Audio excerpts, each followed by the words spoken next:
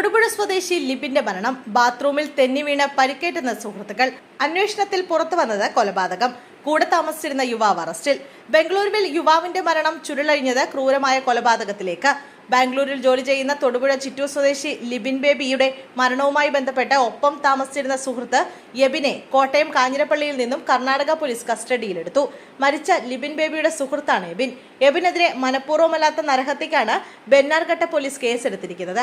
യബിനെ ഇരുവരും താമസിച്ചിരുന്ന മുറിയിലെത്തിച്ച് പോലീസ് തെളിവെടുപ്പ് നടത്തും.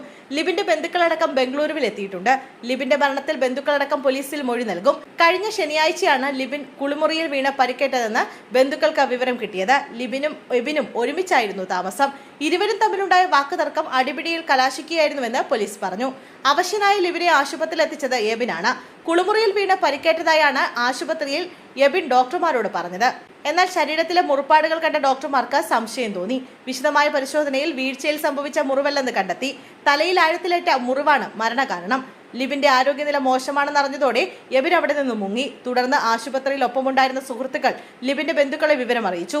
ലിബിനും എബിനും തമ്മിൽ കയ്യേറ്റമുണ്ടായതായും ബന്ധുക്കളെ സുഹൃത്തുക്കൾ അറിയിച്ചു. അമ്മയും സഹോദരിയും ഉൾപ്പെടെ ആശുപത്രിയിലെത്തിയിരുന്നു. ഇതേ തുടർന്ന് മരണത്തിൽ ദുരൂഹത ആരോപിച്ച് ബന്ധുക്കൾ പോലീസിൽ പരാതി നൽകുകയായിരുന്നു. പോലീസ് ഇക്കാര്യം അന്വേഷിച്ച് കൊലപാതകമെന്ന് ഉറപ്പുവരുത്തി. കാഞ്ഞിരപ്പള്ളി പോലീസ് കർണാടക പോലീസിനെ കൈമാറി. വിശദമായി ചോദ്യം ചെയ്യലിന് ശേഷമേ സംഭവത്തിൽ കൂടുതൽ കാര്യങ്ങൾ വ്യക്തമാകൂ. ശനിയാഴ്ച രാത്രിയാണ് ലിബിന് പരിക്കേറ്റതായി വീട്ടുകാർക്ക് വിവരം ലഭിക്കുന്നത്. കർണാടക നിംഹാസ് ആശുപത്രിയിൽ ചികിത്സയിൽ കഴിയുമ്പോഴാണ് മരണം സംഭവിക്കുന്നത്.